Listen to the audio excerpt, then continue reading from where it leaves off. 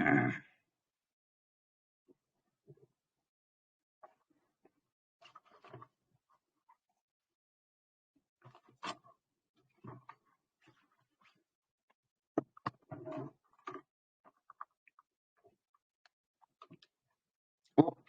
So hello everyone, welcome to the સાર્થક biology institute. ચાલો બેટા, તો આજે આપણે આયા છીએ ચેપ્ટર નંબર 8. બરોબર, લગભગ ઓલમોસ્ટ બાકી બધું કમ્પ્લીટ થઈ ચુક્યું છે ચેપ્ટર નંબર 7 સુધી. બરોબર, હવે આપણે આયા છીએ ચેપ્ટર નંબર 8. અગત્યનું ચેપ્ટર છે, ઇમ્પોર્ટન્ટ ચેપ્ટર છે, કોષો વાળું ચેપ્ટર છે. લગભગ એ પહેલેથી તમે ભણતા આવો છો, આવડતું બી હશે. બરોબર, ચાલો તો પછી સ્ટાર્ટ કરી દઈએ. વધારે વાર નથી કરતા, જસ્ટ અ મિનિટ, હું ખાલી શેર કરી દઉં પીડીએફ ફાઇલ.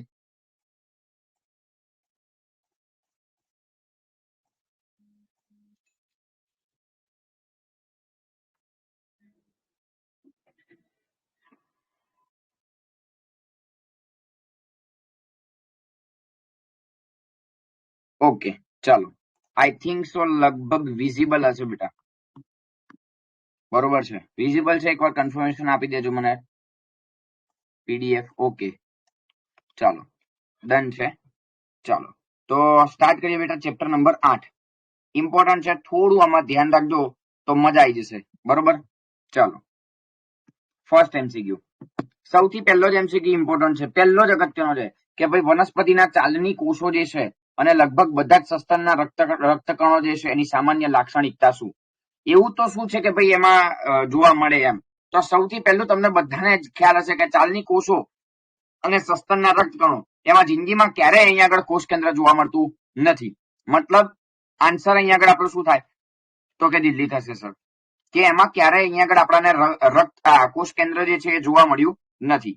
ચાલો આગળ વાત કરીએ. Second question, fluid mosaic model એ કયા વૈજ્ઞાનિકે રજૂ કરેલ છે? કોષરસ પટલ માટેનું. તો સીધી વસ્તુ છે, સિંગર અને નિકોલસન નામના વૈજ્ઞાનિકે આ મોડલ જે છે રજૂ કરેલું હતું. ત્યારબાદ આવે ત્રીજા નંબર ઉપર, નીચેનામાંથી કયું કાર્ય કોષમાંના કોષીય કંકાલથી થતું નથી હોતું? એમ મતલબ કોનું કાર્ય નથી હોતું એવું પૂછ્યું છે. તો સરળ પ્રશ્ન છે, એકદમ આવડે એવો. કે આન્સર શું આવશે? તો કે આંતરકોષીય વહન. કેમ કે કોષીય કંકાલ આંતરકોષીય વહન સાથે ક્યારેય સંકળાયેલું ના હોય. કોષીય કંકાલ છે, કોષોમાં જોવા મળતા જે કંકાલ છે એ વસ્તુ ક્યારેય આંતરકોષીય મતલબ કોષોની અંદર જે વહન થઈ રહ્યું છે એના માટે રિસ્પોન્સિબલ ના હોય.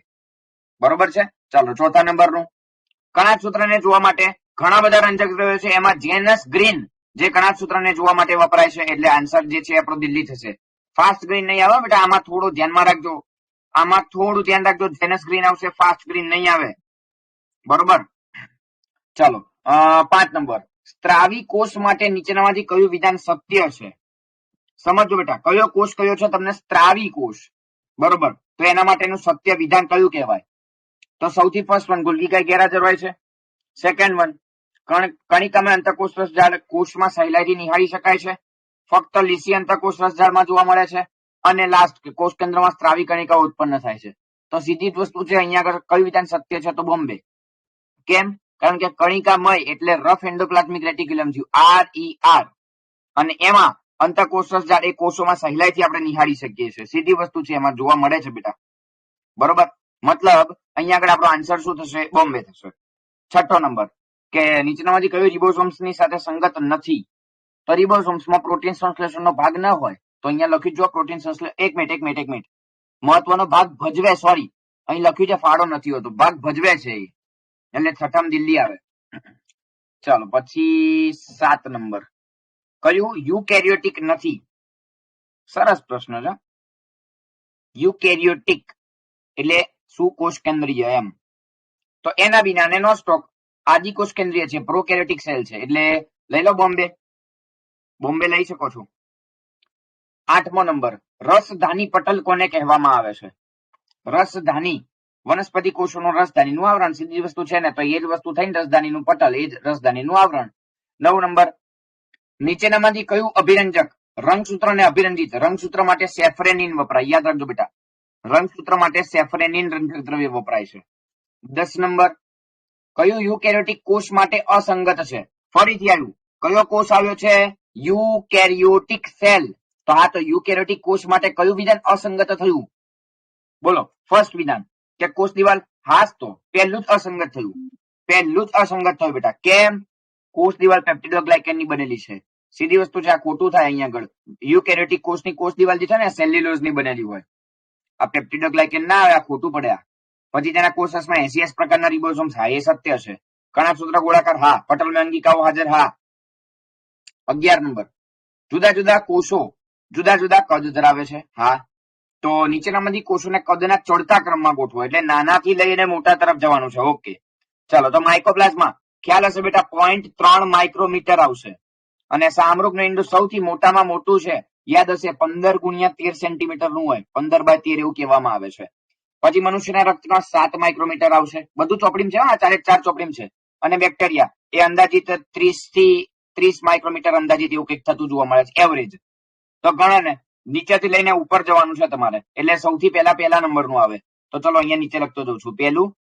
પછી ધીમે ધીમે વધારે થાવ એટલે ત્રીજું આવે કે ચોથું આવે.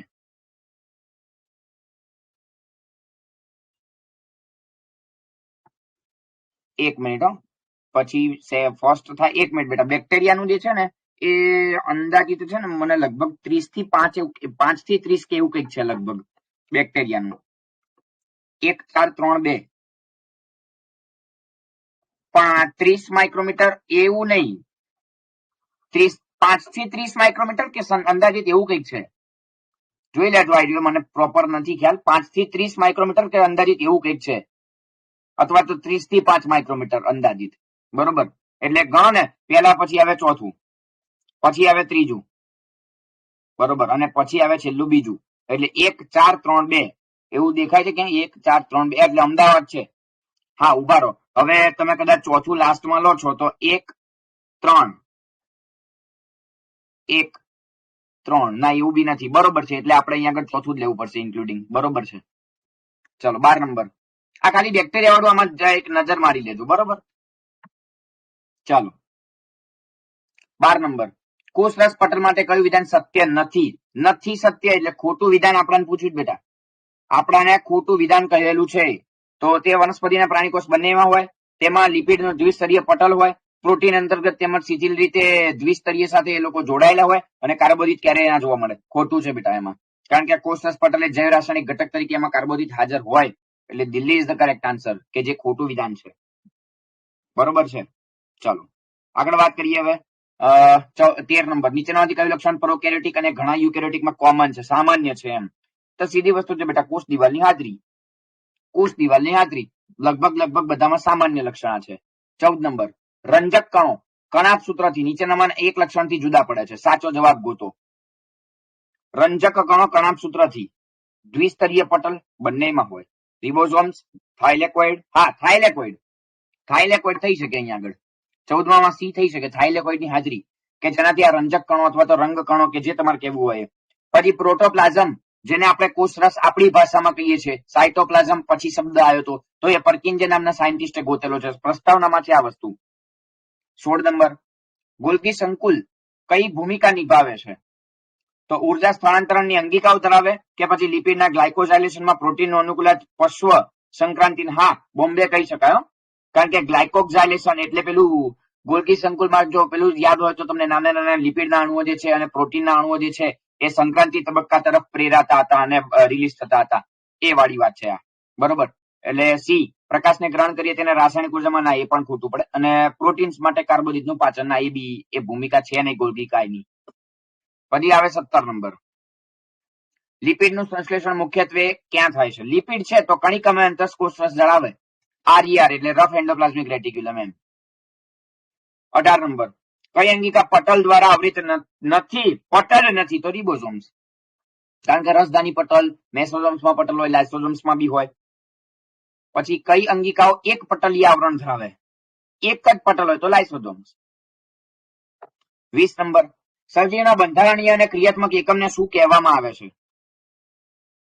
કોષ. સિમ્પલ વસ્તુ છે બેટા. આ તો સૌથી મોટામાં મોટો કોષ તો કે સામરૂપનો અંડકોષ. પછી ગ્રામ અભિરંજકને શોષી શકતા ના હોય તેવા જીવાણુને શું કહેવામાં આવે છે? શોષી ના શકે તો ગ્રામ નેગેટિવ હોઈ શકે, એ ગ્રામ નેગેટિવ હોઈ શકે. 23 નંબર, કઈ અંગિકાનો અંતઃપટલમય ઘટકમાં સમાવેશ થયો છે? અંતઃપટલ તંત્ર તો ગોલ્ગી કાય છે ને. તો એવી રીતે તો ગોલ્ગી કાય છે, અંતઃપટલ તંત્રમાં એનો સમાવેશ થાય છે. ચાલો 24 નંબરનો પ્રશ્ન, આદિકોષ કેન્દ્રીય કોષમાં રિબોઝોમ્સના મોટા કદનું સ્થાન જણાવો. તો 50S અને 30S ટોટલ બનાવે 70S. આ 30S, આ 50S અને ટોટલ બનાવે 70S. બરોબર. ચાલો 25 નંબર, કે રિબોઝોમ શેના બનેલા છે? mRNA, RNA, rRNA અને tRNA, RNA અને પ્રોટીન. હા, સી, RNA અને પ્રોટીન બંનેના. 2 થી NCERT ની લાઈન સારી હો. ચલો પછી 26 નંબર, કોષરસ કંકાલ શેનું બનેલું છે? કોષરસ કંકાલ છે તો સૂક્ષ્મ નલિકાઓ હાજર હોય, તંતુઓ હાજર હોય, આંતર મધ્યક એ બી હાજર હોય, એટલે આપેલ તમામ આવે. પછી પક્ષમના અક્ષસૂત્રમાં યાદ હોય તો બેટા 9+2 ની ગોઠવણી છે. અક્ષસૂત્ર કયું છે? અક્ષસૂત્ર જેમાં 9+2 ની ગોઠવણી છે પક્ષમો વાળી. ચલો 28 નંબર, વનસ્પતિના કોષની કઈ અંગિકાની પાસે તેમનું પોતાનું ડીએનએ હોય છે? ઓકે, પોતાનું ડીએનએ છે તો કણાક સૂત્ર પાસે હોય અને હરિતકણ જોડે હોય પોતાનું DNA. Bombay is the correct answer. પછી 29 નંબર, મનુષ્યના રક્તકણના પટલમાં લિપિડનું પ્રમાણ જણાવો. લિપિડ તો યાદ હોય તો બેટા શું આવશે? બોલો, રક્તકણમાં કયું છે? બોલો, 40, 45, 52 કે 54%? સીધી વસ્તુ છે બેટા, 40% લિપિડનું પ્રમાણ. 30 નંબર, કયા બ્રિટિશ પ્રાણ સંસ્થાએ કોષવાદમાં તેમનો ફાળો આપ્યો હતો? તો થિયોડર સ્વોન અને મેથિયસ લિડન. એમાં મેથિયસ લિડન આને ફાળો આપ્યો હતો, એમ થિયોડર સ્વોને. 31, એક કોષીય સજીવોમાં નીચેનામાંથી કોનો સમાવેશ થતો નથી? ઓકે, નથી. તો યીસ્ટ એક કોષીય, હા, બેક્ટેરિયા, ક્લેમિડોમોનાસ બધા એક કોષીય. બ્રેટેકોસ્પર્મમ એ બહુકોષીય સજીવ છે. 32, રિબોઝોમ્સ માટે કયું વિધાન અસત્ય છે એટલે ખોટું વિધાન કયું છે? એમ તો ઈઆર ની સપાટી ઉપર આવેલા હોય તો હા, એ તો સાચું છે. કોષરસમાં મુક્ત રીતે તરે, હા, પણ માત્ર આદિકોષમાં ના, બધામાં જોવા મળે. સુકોષ કેન્દ્રીયમાં બી પ્રેઝન્ટ હોય, એટલે C is the correct answer. એમ 33, પીલી કે ફિમ્બરીનું કાર્ય શું? સીધી જ વસ્તુ છે, સંયુગ્મનમાં મદદ કરે, અને એ સંયુગ્મન એમાં આવશે પાછું લિંગી પ્રજનન. આ ધ્યાનમાં રાખજો. આ સંયુગ્મન પણ લિંગી પ્રજનન, કારણ કે પીલી અને ફિમ્બરી ચેપ્ટર નંબર 8 ની વાત કરું તો એ લિંગી પ્રજનનમાં સંયુગ્મનમાં ભાગ ભજવે છે, જ્યારે કશાનું કાર્ય હલનચલનનું માત્ર છે. અહીંયા ખાલી પીલી ને ફિમ્બરીની બદલે કશા કરી નાખે ને તો એમાં હલનચલન થઈ જાય. ધ્યાન રાખજો. 34 નંબર, કે શરીરનો કોષ યુગ્મનની માફક જ સમગ્ર દેહનું સર્જન કરવાની ક્ષમતા દર્શાવે તો એને સંપૂર્ણ પુનઃસર્જન ક્ષમતા કહેવાય. એટલે બોમ્બે થાય, પુનઃસર્જન ક્ષમતા કહી શકાય. 35, જીવાણુ કોષમાં મુખ્ય ડીએનએ ઉપરાંત જોવા મળતા નાના ગોળાકાર ડીએનએ શું કહેવામાં આવે છે? પોલિસોમ્સ. અને એક મિનિટ, સોરી, નીચે વાળો કહી ગયો. નાના ગોળાકાર ડીએનએ પ્લાઝમિડ. અને કોઈ એક એમઆરએનએ સાથે એકથી વધારે રિબોઝોમ્સની સાંકળ બનતી હોય તો એક હોય તો રિબોઝોમ્સ અને એક કરતા વધારે હોય તો પોલીરિબોઝોમ્સ એવું કહેવામાં આવે છે. એટલે Delhi is the correct answer. 37, નીચેનામાંથી કઈ અંગિકા પ્રાણીકોષમાં પટલ વિહીન હોય છે? તો પ્રાણીકોષમાં તો તારા કેન્દ્ર. 38, શું કોષ કેન્દ્રીય કોષના કોષરસ પટલનો સ્વભાવ જણાવો? ઓકે, કોષરસ પટલનો સ્વભાવ પસંદગીમાન પ્રવેશશીલ પટલ છે, આપણે જાણીએ છીએ. અમુક અણુઓને અંદર આવા પ્રવેશ કરવા દે છે, અમુક અણુઓને પ્રવેશ કરવા દેતો નથી. સિલેક્ટિએબલ પરમિએબલ મેમ્બ્રેન, સિલેક્ટિવલી પરમિએબલ મેમ્બ્રેન એવું બી કહેવામાં આવે, એટલે જોઈ લેજો એવી વસ્તુ. બરોબર છે. ચાલો આગળ વાત કરીએ બેટા. 39, સૌથી લાંબો કોષ જો કે તો ચેતાકોષ આવે. 40 નંબર, કોષ કેન્દ્રિકા એ કયા આરએનએના સંશ્લેષણ માટેનું મહત્વનું સક્રિય સ્થાન છે? કોષ કેન્દ્રિકા તો એ રિબોઝોમલ આરએનએ, આરઆરએનએ કહેવાય એને. 41, રસદાની ફરતે આવેલું પટલ જેને ટોનોપ્લાસ્ટ કહેવાય. રસદાનીની ફરતેનું પટલ ટોનોપ્લાસ્ટ કહેવાય, ટોનોપ્લાસ્ટ. 42, લીલની કોષ દિવાલ, લીલ છે બેટા એટલે સેલ્યુલોઝ, ગેલેક્ટન્સ અને મેનોસ બધા આવે. સૌથી નાનો કોષ માઇકોપ્લાઝમા, 0.3 માઇક્રોમીટર. હમણાં જ ગયો છે. હમણાં એક લિસ્ટ આપું છું આખું. હમણાં એક આખું લિસ્ટ આપું છું બેટા, છેલ્લે સુધી રહેજો. આખું લિસ્ટ મતલબ કે કયા કોષો જે છે કેટલા હોય, શું હોય, બધી રચના આપું છું તમને. 44 નંબર, કોષરસ પટલ માટે ફ્લુઇક મોઝેક મોડેલની રચના કયા વૈજ્ઞાનિકે કરી હતી? તો સિંગર અને નિકોલસન નામના વૈજ્ઞાનિકે. હમણાં જ આવો પ્રશ્ન ગયો ફરીથી. 45, બેક્ટેરિયામાં સૌથી બહારનું સ્તર ગ્લાયકોકેલિક્સ હોય, મધ્ય સ્તર કોષ દિવાલ હોય અને સૌથી અંદરનું સ્તર કોષરસ પટલ હોય. ધ્યાન રાખજો. 46, કોના દ્વારા કોષવાદની શરૂઆત? તો સ્લીડન અને સ્વોન, મેથિયસ સ્લીડન અને થિયોડર સ્વોન. 47 કોષ કેન્દ્રની ફરતે કોષ કેન્દ્ર પટલ જે છે એ ગેરહાજર હોય તો એવા કોષને શું કહેવાય? સીધી વસ્તુ છે બેટા, કોષ કેન્દ્ર પટલ જ ના હોય તો એને આદિકોષ કેન્દ્રીય કોષ કહેવાય. હા, એક વસ્તુ કોમન છે બેટા, જો યાદ હોય તો આદિકોષ કેન્દ્રીય કોષ અને સુકોષ કેન્દ્રીય કોષ આ બંનેમાં એક વસ્તુ કોમન હાજર હોય, જે છે રંગસૂત્ર, જે બંનેમાં જોવા મળે છે. બંનેમાં જોવા મળે છે. 48 બેક્ટેરિયામાં શિથિલ આવરણ સ્વરૂપે જોવા મળતા સૌથી બહારના સ્તરને શું કહીએ છીએ આપણે? ઓકે, બેક્ટેરિયામાં ને શ્લેષ્મનું સ્તર હોય. 49 નીચેનામાંથી કયા ઘટક લીલની કોષ દિવાલમાં જોવા મળતા નથી? ઓકે, લીલમાં હેમિસેલ્યુલોઝ, સેલ્યુલોઝ હોય, ગેલેક્ટન્સ હોય, મેનોઝ હોય. હમણાં આપણે આવો પ્રશ્ન જોઈ ગયા એટલે આમાં હેમિસેલ્યુલોઝ ના હોય. 50 નંબર બેક્ટેરિયામાં જોવા મળતા વધારાના નાના વલયાકાર ડીએનએ ને શું કહેવાય? પ્લાઝમિડ. હમણાં જ ગયો ને, ફરીથી આવ્યો. 51 કઈ રચના પ્રોટીન સંશ્લેષણ સાથે સંકળાયેલી છે? પ્રોટીન સંશ્લેષણની સાથે સંકળાયેલી. ઓકે, તો કણિકામય અંતઃકોષ જાળ કહેવાય. આરઈઆર, રફ એન્ડોપ્લાઝમિક રેટિક્યુલમ. એમ 52 નંબર સ્વેડબર્ગ એકમનું શેનું માપ છે? એમ સ્વેડબર્ગ એકમ ઘનતા છે, ઘનતા. 53 નંબર સિસ્ટર્નીનો વ્યાસ જણાવો. 0.5 થી 1 માઇક્રોમીટર થાય બેટા. સિસ્ટર્ની 0.5 થી 1 માઇક્રોમીટર. 56 નંબર જ્યારે બેક્ટેરિયામાં ગ્લાયકોકેલિક્સ એ શિથિલ આવરણ સ્વરૂપે જોવા મળે ત્યારે તેને શું કહેવામાં આવે? બેક્ટેરિયા છે તો ગ્લાયકોકેલિક્સ શ્લેષ્મ સ્તર કહેવાય એને. બરોબર છે. ચાલો પછી મંડકણ, સ્ટાર્ચ કણ અથવા તો મંડકણ યાદ હોય તો, એટલે એમાં સ્ટાર્ચ આવશે ને, એટલે બોમ્બે જ આવશે એમાં આન્સર. 56 વનસ્પતિ કોષની કોષ દિવાલમાં મધ્યપટલના બંધારણમાં કયા ઘટક જોવા મળે છે? લિગ્નિન લઈ લો, મધ્યપટલ છે તો લિગ્નિન આવે. 57 નંબર બેક્ટેરિયામાં કોષરસ સ્તરના વિસ્તરણને કારણે નીચેનામાંથી કઈ રચનાનું નિર્માણ થતું જોવા મળે છે? કઈ રચનાનું નિર્માણ થાય છે? ઉપર તો મેસોડોમ, નલિકા અને રસધાની, એટલે બધા આવશે, બધા. Delhi is the correct answer. 58 નીચેનામાંથી કઈ અંગિકા ફક્ત પ્રાણી કોષમાં, માત્ર અને માત્ર પ્રાણી કોષમાં હોય તો એવું તારા કેન્દ્ર છે? આ યાદ રાખજો બેટા, આજે હાલ હું બોલી રહ્યો છું બધા પ્રશ્નો એમસીક્યુઝ છે. પછી થોડા હજી ડિટેલમાં તમને જઉં છું આગળ, કેટલાક લખી આપું છું પોઈન્ટ્સ જે એમસીક્યુઝ માટેના છે, આ યાદ રાખજો. 59 વિધાન અને કારણ વાળા છે. વિધાન પૂર્ણ આસુન કોષને રસ સંકોચિત કહેવાય? ના, ખોટું છે. પૂર્ણ આસુન તો ફૂલે ગયેલો કોષ હોય, ક્યાંથી રસ સંકોચન આવે? તો ફૂલેલો કહેવાય. અને કારણ રસ સંકોચન પાણીની અંતઃશ્રુતિ, એ બી ખોટું જ છે ને, એટલે બે ખોટા છે. દિલ્હી કહેવાય આન્સર. 60 નંબર વિધાન અને કારણ જણાવો. વિધાન યુકેરિયોટિક કોષોમાં વિવિધ આકાર ધારણ કરવાની ક્ષમતા અને નિર્દેશિત પ્રચલન કરે. આ સત્ય છે. અને કારણ પ્રોટીન સંશ્લેષણના 3 પ્રકાર, સૂક્ષ્મ તંતુ, સૂક્ષ્મ નલિકા, મધ્યવર્તી તંતુઓ. અને જે કોષ કંકાલ, આ બંને સાચા છે પણ એકબીજાની સમજૂતી ના કહેવાય, એટલે Bombay is the correct answer. 61 number જોડકું આવ્યું છે.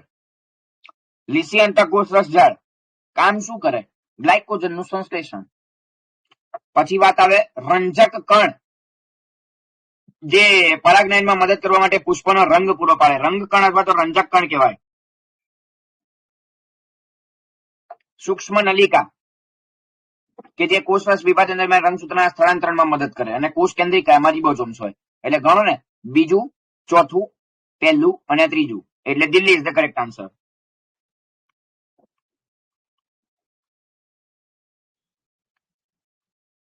ક્લિયર? ચાલો 62 વિધાન અને કારણ. કોષોની વિશિષ્ટતા એ સજીવ માટે લાભદાયી છે. કહી શકાય સાચું છે, કારણ તે કોષની કાર્યક્ષમતા વધારે. હા, બંને સાચા છે, તો એ અને આર બંને સાચા કહેવાય ને, અને બંને એકબીજાની સમજૂતી છે. 63 બહુકોષીય સજીવમાં કોષોની સંખ્યા કદના વ્યસ્ત પ્રમાણમાં હોય છે. ઓકે, કોષોની સંખ્યા કદના વ્યસ્ત પ્રમાણમાં ના, એવું ના કહેવાય. બહુ વધારે સંખ્યામાં કોષો હોય એવું કહી શકાય હજી. કારણ જૈવિક વિશ્વમાં બધા જ કોષો સરખા કદના હોય છે. જૈવિક વિશ્વમાં બધા કોષો ના, એ આજ સુધી કોઈ તો કોષ સરખો ના હોય. હા, એક જ પ્રકારના એક જ રચના ધરાવતા કોષો હોય એ સરખા હોય. કેમ ચેતાકોષ છે તો ચેતાકોષ બધા એક સરખા હોય, પણ કદાચ રક્તકણ લઈ લો, કદાચ ડબ્લ્યુબીસી લઈ લો, કદાચ એક કેન્દ્રીય કણ લઈ લો, અલગ અલગ થઈ ગયા ને બધા, એટલે એક બંને ખોટા થયા કહેવાય. 64 વિધાન વિધ્રુવીકરણ એ જીવન આવશ્યક પ્રક્રિયા છે, અને કારણ માટે તો કે તાપમાન અને સાયનાઇડની હાજરીને કારણે તે સક્રિય વહન અવરોધાય. બે ખોટા છે, બંને ખોટા છે, એટલે Delhi is the correct answer. 65 નિષ્ક્રિય પ્રક્રિયા જેવી પ્રસરણ અને આશ્રુતિ એને શક્તિની જરૂર પડતી નથી. ના બેટા, આ અહીંયા આગળ વિધાન એ સાચું કહી શકાય. હા, કેમ કે આ પ્રસરણ તો એ તો સિમ્પલ સરળતાથી થઈ જાય, એમાં કોઈ મારે શક્તિની જરૂર ના પડે. આશ્રુતિ હા, એ બી એની સરળતાથી થઈ જાય, વધારે સાંદ્રતાથી ઓછી સાંદ્રતા તરફ. બરોબર, પણ કારણ કોષના સ્તરે સંતુલિત પ્રક્રિયાના, એ ખોટું પડે. એ ખોટું છે સેન્ટેન્સ, એટલે આપણો અહીંયા આગળ સાચો આન્સર શું થાય? આર સાચું, એ ખોટું, એટલે વિધાન સાચું, કારણ ખોટું, એટલે સી કહેવાય. અને 66 વિધાન કોષના સ્તર એ પૂર્ણ તરલ વર્તન દર્શાવે છે. હા, અને કોષ સ્તરે મોઝાઇક અથવા તો વિભિન્ન લિપિડ અને પ્રોટીનનું સંયોજન. હા, સત્ય છે, એટલે Bombay is the correct answer. પણ બંને સમજૂતી ના કહેવાય, બંને સમજૂતી ના કહેવાય. હા, 67 નંબર, સજીવોમાં કોષ હોય એ મહત્વનું છે. એ તો કોષો તો હોય જ ને, સીધી વાત છે. અને કોષ એ રાસાયણિક બંધારણને તેની મર્યાદામાં સ્થિર રાખે. ના, એ છે તો સત્ય વિધાન, પણ બે લાગતા વળગતા છે નહીં, એટલે Bombay is the correct answer કહી શકાય. 68 વિધાન કણાપ સૂત્ર અને હરિતકણો અંશતઃ સ્વયં સંચાલિત અંગિકાઓ છે. અને કારણ પૂર્વ અસ્તિત્વ ધરાવતી અંગિકાઓમાંથી ઉત્પન્ન થાય છે અને ડીએનએ ધરાવે, પરંતુ પ્રોટીન સંશ્લેષણની ક્રિયા કરાવતા નથી. તો એ ખોટું છે, પ્રોટીન સંશ્લેષણ કરાવડાવે, એટલે વિધાન સાચું, કારણ ખોટું, એટલે C is the correct answer. બોલો બેટા, આજે જે મેં પ્રશ્ન ચલાયા એમાં એકેયમાં ડાઉટ હોય તો મને પેલા જણાવી દો, કે પછી હું તમને પેલા જે મારે જે તમને કહેવું છે એમસીક્યુઝ બીજા કેટલાક એ કહી દઉં તમને પછી. બોલો, ડન છે? ઓકે, ચલો તો થોડુંક લિસ્ટ આપી દઉં છું અહીંયા આગળ હું તમને લખીને, એ થોડુંક આકાર ને કદ ને એ થોડુંક ધ્યાનમાં રાખી લેવું. બરોબર, ચલો. પહેલું, સૌથી નાનામાં નાનો કોષ, જે એમસીક્યુઝ માટે પૂછાય છે એવું છે, એટલે થોડું ધ્યાનમાં રાખી લેવું. તમને ખબર જ છે માઇકોપ્લાઝમા, અને એ બી કહી દઉં તમને કેટલું, તો કે 0.3 માઇક્રોમીટર. દેન એની પછી સેકન્ડ વન, સૌથી મોટા કદનો કોષ, સૌથી મોટા કદનો કોષ, તો એ કયો થાય છે? તો કે એને કહેવાય શાહમૃગનો ઈંડુ, ઓસ્ટ્રીચ એગ, એટલે શાહમૃગનો અંડકોષ એવું કહેવામાં આવે છે.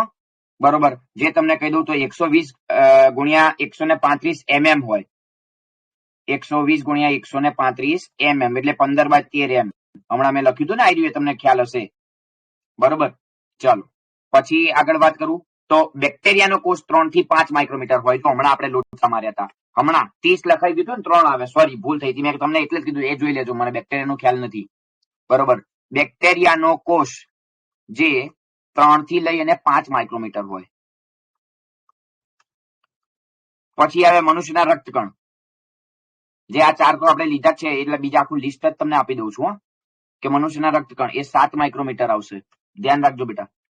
ચલો, એની પછી હવે જે ઇમ્પોર્ટન્ટ છે એ તમને જરા થોડાક કહી દઉં.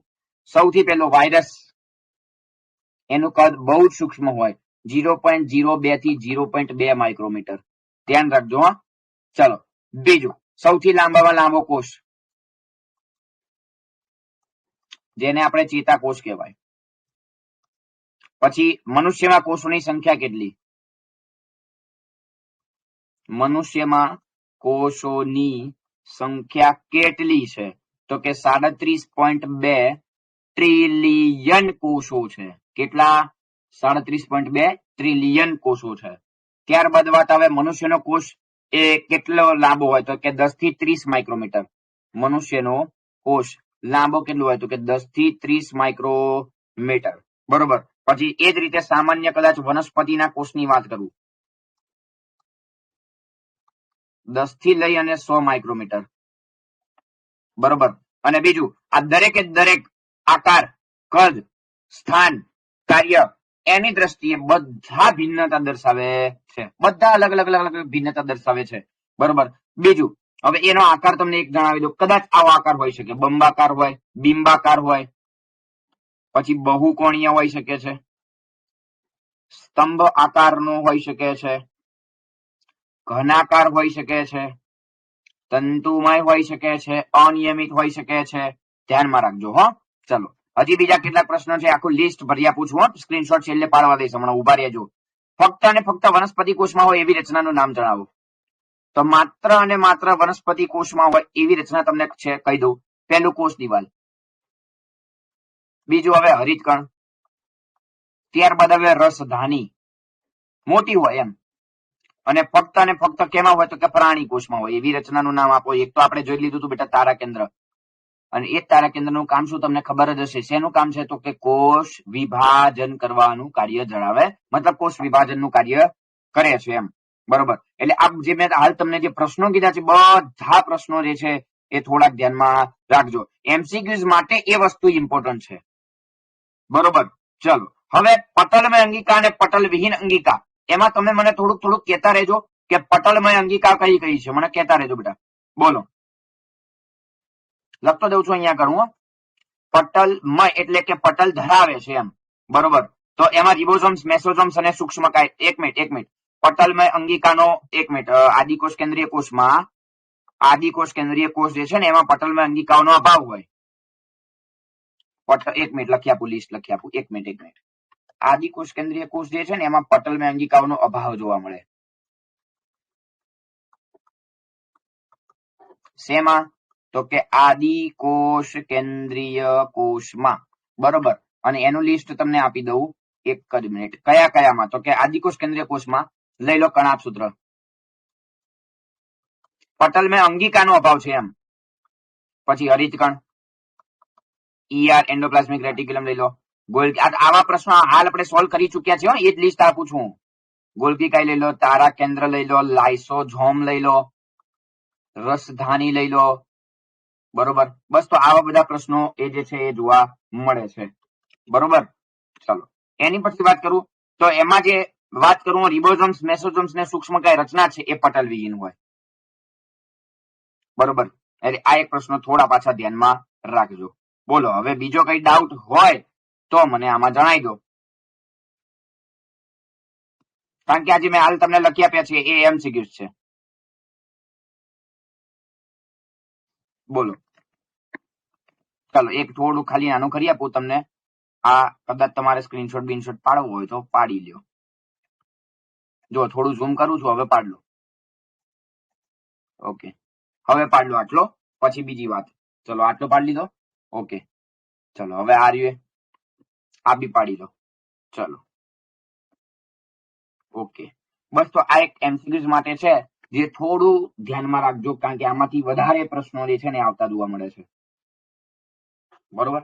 ચલો તો આજનો સેશન બેટા અહીંયા આગળ હું ડન કરી રહ્યો છું. કોઈ ડાઉટ હોય તો તમે મને મેસેજ કરીને પૂછી શકો છો. બરોબર. અને ત્યાં સુધી વિડીયોને શેર કરી દેજો, લાઈક કરી દેજો. બરોબર. બધા 11th ના ચેપ્ટર આપણે ડન કરીશું પૂરેપૂરા, જેટલા છે તેટલા બધા. બરોબર. ચલો તો આજનું સેશન અહીંયા હું ડન કરી રહ્યો છું.